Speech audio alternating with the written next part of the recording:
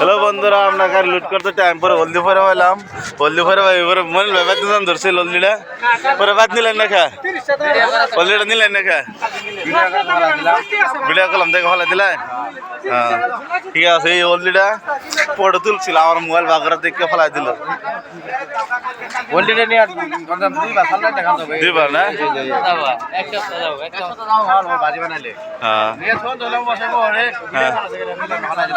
পরে নিবেন তাহলে।